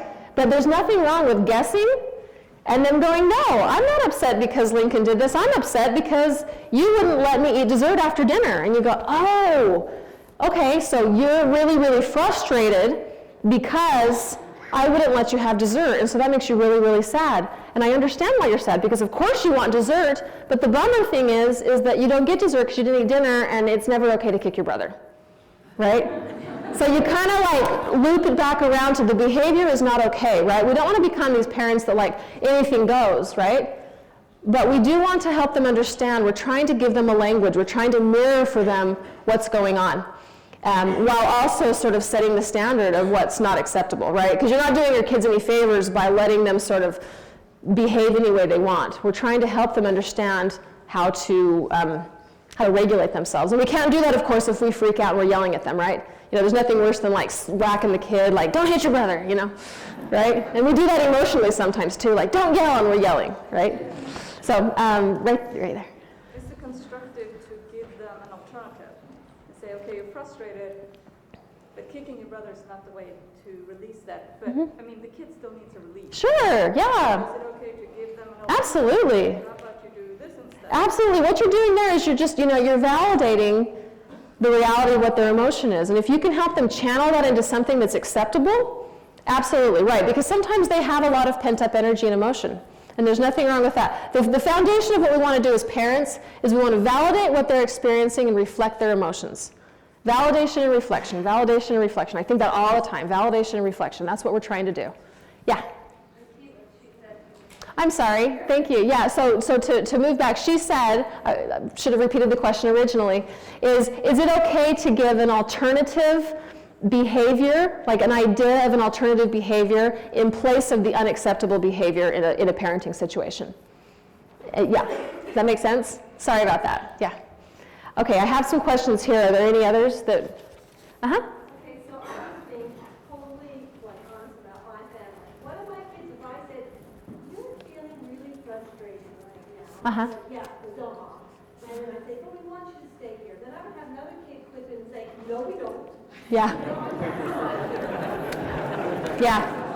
Yeah, no, I love that. So she said that in kind of all honesty, if you start having this dialogue around validating and reflecting the emotions of one child, it kind of escalates into another child saying, I don't want you, you know, no we don't, or yeah, like the sarcasm or the talking back. Okay, I love that question because I can very much speak to this. So when I started doing this work, my children were maybe like 11, 9, 6, and 4, and I drastically altered the way I parented. And it was incredibly awkward, to say the least. Especially for my 2 daughters. They were like, what's wrong with you, Mom? You're totally weird right now. You know, they were actually expecting me to do the send away. Like we have, in families, we are very much acclimated towards, it's like we all know our dance moves. We all know our scripts. We all know, even if it's not healthy, we're very, very much sort of, we love things to stay the same, right? And so we all kind of learn how to behave, and then when somebody disrupts that, it really messes us up for a minute. And so I had to be very, very sort of committed that I needed to change. And gratefully, I recognized very early on that I come from parents who tried hard, but they were, it was a very broken marriage that became a very messy divorce. And so I was very, very willing to look at my own story and go, man, I didn't have any modeling. I didn't know better. And so what I'm doing is my very best version of parenting that isn't the best way to parent, and so I had to really, really disrupt it, and the kids, there's going to be a burst of opposition, not necessarily because when I started validating and reflecting with my children, I think there was a part of them that liked it, because all of a sudden I was like sitting there trying to really be with them, but there was another part that was going, you're doing something different and I'm very uncomfortable with it. So the response was discomfort, sarcasm, talking back, things like that. And so my husband and I had to really just be committed to it and sort of like change the way we steered the ship. And so I think what I would say to that question is that you just have to become committed that you're going to do things differently. And you can even be very intentional about it, you know, and that's the other thing, is just say, listen, Dad and I, or Mom and I, or if you're on your own, I am going to be doing some things differently. I'm going to try not to send you guys away because I want you near me. I love you guys. And whatever you're experiencing, I want to be a little bit more aware of it, and I want to tolerate your emotions a little bit better. Tell them what you're doing. Just say, this is going to look a little different. It's going to be uncomfortable for me, and it's going to be more uncomfortable for you. But we're going to just try this. And the more I've been sort of explicit about, like, I'm trying to just do things a little differently and better, guys, so just bear with me. I'm still going to get that because they're teenagers, you know, and they're difficult. But I just stuck with it. How long did the transition take? Oh, gosh. Because we got about Months. years of recovery. Right. Yeah, a long time. Yeah, I think it takes a long time. And then sometimes, you know, I go back, you know, I lose it. But the good news is that I think the more we just commit to something different, you know, the kids are always watching, right? They're watching to see if we're really committed and if we're consistent. Kids are incredibly smart, right? But generally speaking, I will say that now that we have been doing this for 3 or 4 years, it's better. And they crave the validation and reflection. As foreign as it feels at first, they crave it, and now they come to expect it. And you know, I will say with my 14-year-old daughter, it's fun because we probably go through sort of a cycle of, you know, argument, sort of attunement, disruption, repair, like it's a circle I always talk about. We do it 20 times a day. And she always is like, okay, Mom, here I am, I'm apologizing, really, you know. And the thing is it's okay because fundamentally she knows that we have a securely attached relationship. We go through that loop over and over and over again. But it gives us the confidence that we can get back around and get back up to that attuned communication that we have. And even if 10 minutes passes and there we go again, we both know it's like the thermostat has changed. The cycle is different. Okay, so let me fill a couple of these questions. I feel like this is 20 years too late. What can I do now? I have grown children. I would say, like I've said a few times before, it is never too late. You know, there's a part of me that wishes I learned this from the very beginning, but I'm also really grateful in some ways as I do clinical work and as I get the privilege of speaking to audiences to say that I didn't do it right for many, many years. I did my best, and I try really hard to give myself a lot of grace. But I will definitely say my 11-year-old daughter at the time, who's now almost 17, was in a really bad place when I started this work. We did not have a good relationship. She was struggling with a lot of things. And looking back, I was definitely feeding into a lot of what her issues were. I was sending her away a lot. There was a lot of conflict. I didn't have a clue how to handle it. And as I started sitting through these classes, I just felt condemned, and I felt so sad. And I felt a huge weight of like, why didn't, God, why didn't you help me learn sooner how to be a good parent? Because I have these little ones and I've really messed them up, you know, kind of thing. And I'm happy to say that I spent, after learning this stuff, I spent hours and hours and hours on her bed talking to her about the mistakes I'd made. And she said, well, you said this, and I really had said some things that kind of defined her as sort of the bad kid in our family. And I had hurt her. And I was the reason why she was struggling in many ways. And after all of those hours of repair, and I love you, and crying, and humility, and I'm just trying to do the best I can, and please forgive me, and I'll try as hard as I can, and you know, our relationship got better. And I'm so grateful that she's a great kid, and we have a really, really strong relationship. She's a 17-year-old, and like I said before, my husband's many times said, whatever else goes on, I'm grateful for. He said, but the relationship you have with Maya is completely different by the grace of God because of what you've learned. And so I guess what I would say to that is it's never too late. Our own health and ability to sort of be connected with our own story has a huge, is very important. Our understanding why we react as we do to our children will help us parent them well. Yes? So can I ask a follow-up to that statement? So Yeah. fast forward now there's a 28-year-old. 28-year-old, okay. You've got that much in 20 years of repair. Mm-hmm. What does the first step look like? So she said that supposing you have grown children, what do you do now? And I actually have a clinical example of that. There was a woman that I worked with for a long period of time that had a very ruptured relationship with a 29-year-old daughter. And it took her a long time. She had sort of disengaged from the daughter and said, it's too late, there's nothing I can do.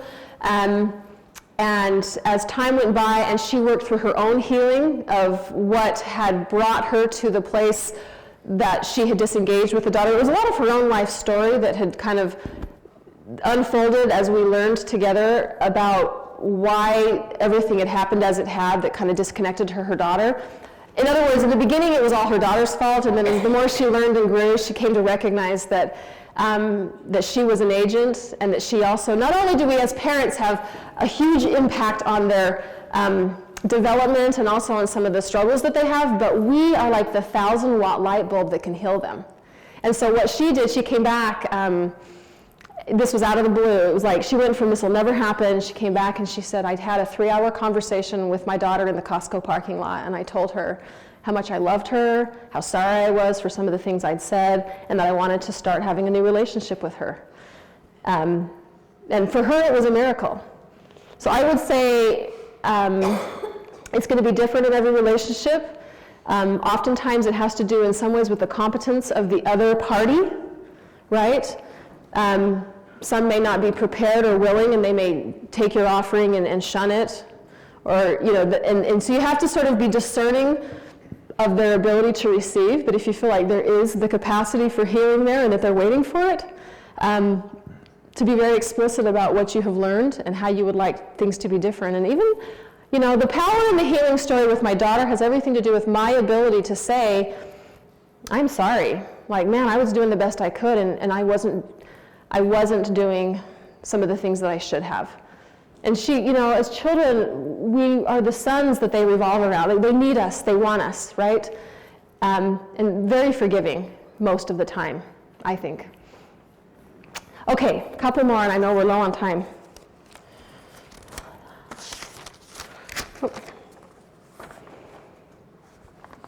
I am married to someone who demonstrates 90% of the attributes of an addict. I am not aware of an addiction. What are the possibilities that it is something else, and what are the possibilities that there is an addiction? Yeah.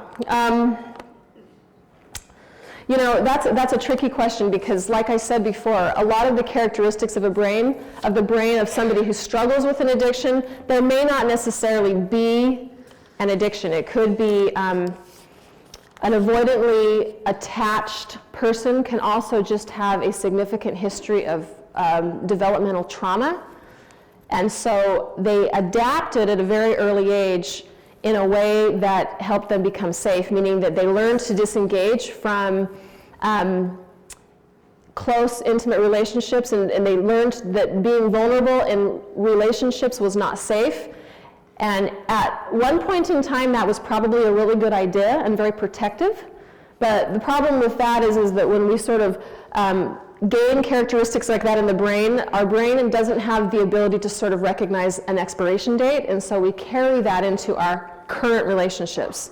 So what that means basically is somebody who is struggling and feels like they're very, very disconnected may have an addiction, but I don't want to say that they do have an addiction. So I hope that helps. Yeah, I don't think it's sort of a guarantee though. Yes? When you showed us the brain Yeah. Does that maybe have the same look as like someone who's addicted to video games or gambling? Yeah, that's a really good question. I would say my first answer is I don't know. Okay, repeat the question. Thank you. Okay, she said her question was, do the components of the brain, the kind of the Swiss cheese looking brain that kind of looked like it had all the erosion in it, could that be a product of not just a sexual addiction, but other kinds of addiction, for example, video gaming? And I think I would have to do a little more researching on that. My understanding is that video gaming is not a good step-down program for somebody who struggles with sexual addiction because it very much has a lot of the same elements in terms of the power of dopamine to the brain, which is pretty incredible because video gaming is fairly socially acceptable, right? But it's a very, very powerful tool for self-soothing. My understanding is that sexual addiction is probably is one of the more ramped up, is more corrosive to the brain because the nature of sort of what happens in the sexual realm is more powerful. It's one of the most powerful things that happens to the body, right? In sort of like when pornography is accompanied by masturbation over and over again. Okay, I'm feeling like I'm not sure how to, would you like me to keep talking a little bit longer? I know we're out of time. How would you like me to handle this, President? I want to let y'all go if you want to go home, but if you... Two more questions. Questions? Go ahead and I could say this, if you need to go, you won't hurt my feelings at all if you want to sneak out and you've got babysitter or ice cream to get or something like that.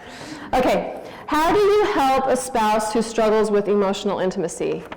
Okay, that's a really, really good question because I think fundamentally there has to be some degree of readiness to sort of overcome emotional intimacy issues. In other words, if we all know from those of us who have been married that how successful are we at changing our spouse? Right? When we kind of come up with like a New Year's resolution on how to make them better, doesn't go very well, right? So I would say, back to sort of the analogy of the dance, of that we all sort of have our ways of managing or of being in a relationship where we sort of have these scripts that we learn in marriage. I would say that the best way to help them deal with emotional intimacy issues is to change ourselves. That there are probably things that we are doing to collude in their inability or their sort of reflexive ways of not being engaged emotionally. Does that make sense?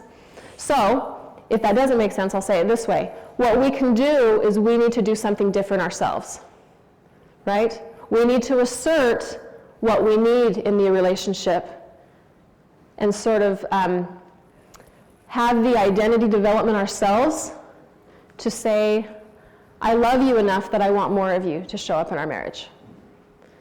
And this is what it might look like. I want, you matter enough to me that I want to know what you're feeling and I want to know what you're experiencing. And we can also sort of talk in the language of like, not like accusing or belittling or, because we all well know that when that happens, it just shuts them down even further. But if we reach for them and frame it around, I love you so much, I would love to see more of you show up in our marriage. And I know it's painful, but we can do this together because you matter that much to me. And sort of start down that path. And I would say that would probably be the first step, is change ourselves and change the way we engage in the relationship to shake things up a little bit and ask for more. And that's really scary because, like I said before, marriage is sort of God's institution for helping us grow. Pressuring growth is very, very uncomfortable for both parties in the marriage. And that's what this person is questioning, is you're having to pressure the growth of your spouse, which means that you have to do some fairly courageous things as well. And sort of ask that they show up more. Okay, a couple more. All right. Our whole family is there in this place where everyone wants to isolate, turn immediately to TV, video games, YouTube, etc. I see it as everyone's number one self-nurturing behavior. They cry without it. They don't know what else to do. They avoid everything. I'm trying lots of interventions, but I'm overwhelmed. What do I do? Where do I start? In that moment, how do I soothe all of us relationally? Okay, so there were 2 questions. Okay, so I'll answer the first one first. Yeah, it would be good for, it would probably be good if I knew a little bit more about this to kind of know the ages.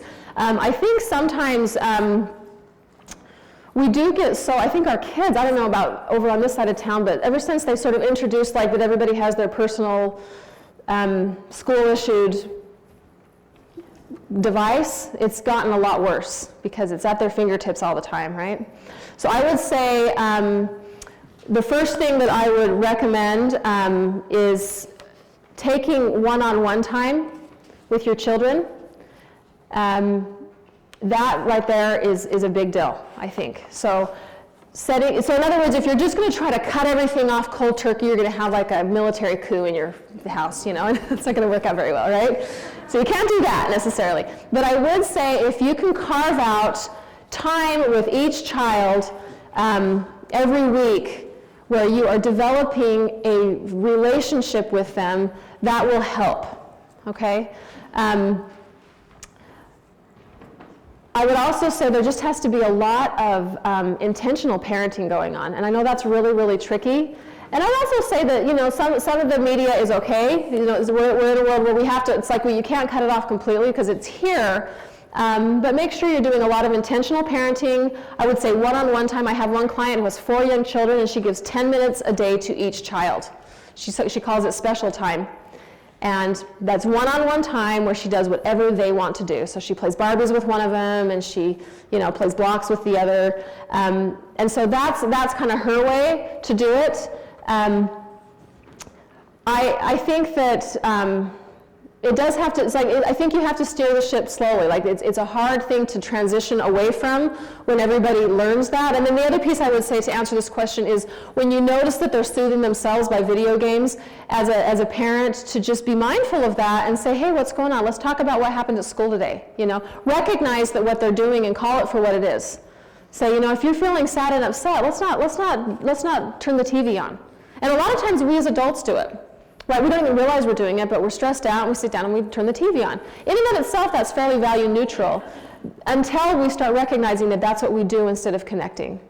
And so I would say being intentional about it, being explicit about it, saying, hey, in family home evening, I've noticed that in our family, this is what happens. We'd like to start doing some things differently. We're not going to take everything away from you, but we want to do some things differently because we're starting to learn some things, and we want to connect with you more. And we'd like to take you on dates, and just sort of some more intentional parenting. And then the second question is, can you explain the difference between mirroring emotions and matching emotions? Yeah, I think that's a really good question. So matching emotions would be getting really upset and uptight with the child. Mirroring emotions is different. In other words, mirroring emotions is giving a child a vocabulary, but staying very much present with our own sense of calm. So an anxiously attached parent is going to match the emotions. Like, say my daughter didn't make the play, and I'm all of a sudden swooped back into the 15 times I didn't make the play, and I start bawling because it really is sad, and I'm very sad about it, and it starts to become like my own thing, right? So when I become absorbed in her pain because it's the same as my pain and we're both sitting there, that isn't exactly soothing. She's not going to feel alone, but it's going to be kind of stressful, right? So if I can be very present with her, but also separate enough that I am a soothing component, like I'm an element of calm, like I'm giving her language, but I'm not consumed in the other's pain. That is the difference, I think, between mirroring and matching. All right, two questions. Okay, my dad doesn't love me unconditionally. He's dying. How do I respond? I would say, yeah, that's a beautiful question, and I think sometimes, I think we all come, you probably noticed this in your own homes, that we all have, our age of birth does not always reflect our age and maturity and level of understanding of how God would have us respond in relationships, right? And so I would say as we learn more how to, as we become made over in the image of our Savior Jesus Christ and learn unconditional love, we give it regardless of whether it is deserved or not. And that's a really painful thing when a parent doesn't understand that. But I think as we come closer to understanding our own divine nature and the capacity that we have to love others as God would love us, and we understand our own sense of worthiness, we can give that as a gift independent of how it has been given to us or how it should have been given to us. So we can change the generations like a waterfall moving downward. And sometimes it can't be, it can't go backwards, but we can give it back even if it's maybe not necessarily deserved. How long would it take with the right help to repair a brain from being troubled since 9 years old, now in early 30s? That's a really good question. I think the research shows that somebody who has struggled with addiction, who has is classified as an addict, can become healed within 3 to 5 years. And what that means is that is different than, there's a difference between recovery and sobriety. Sobriety is somebody who can kind of white knuckle it and cold turkey and just every day is hard, and they can live that way and it's very uncomfortable. Recovery is a transformation that always requires God and the healing power of the atonement. And that's the beauty of even like Alcoholics Anonymous, is they recognize that true transformation happens with the healing power of God. And so when that happens, and when somebody looks back into their history, and they're changing relationships, and they're reaching, and they're growing, and they're doing it very, very relationally, and they're often involved in group work and individual work, and they're very, very intentional, it's like a second job almost, it can be overcome in a period, 3 to 5 years. But it's not a casual process, it's a very intensive process. Okay, one last question. You may address this next week. My daughter is marrying a man who is in counseling for pornography addiction. His bishop considers him worthy to go to the temple, but I am afraid for her. How can I support them both? That's a really good question. And unfortunately, we live in a world where statistically about 50% of men and about 35% of women have issues with pornography on some level. And clinically, I'm actually finding women to be about the same as men. I work with a lot of women who struggle with some sort of a sexual addiction issue. I would say that, how could I support them both? I think to just make sure that, I think the fact that he's in did I read that right? He's in recovery? He's in counseling. I think it's going to be a part of their marriage, a very real part of their marriage. I think the marriage has the potential and the capacity to be very successful, for sure. But I think it's something that needs to be very, both parties, and if the parents are invited. I love that there's openness and there's transparency. The fact that the parents know and the future in-laws know means that he is in some sort of a true recovery, because again, there's not isolation around it, there's connection. There's we're working through this, we're doing this together. That right there is, I think, a really, really good sign. I think I would just make sure that he stays very, very connected to family, to wife, that he has supportive priesthood leaders. And the other thing that I'd be very aware of is sometimes there's a tendency for someone to think that marriage sort of heals pornography. If they're in sort of a God-approved sexual relationship, that all of a sudden the addiction goes away.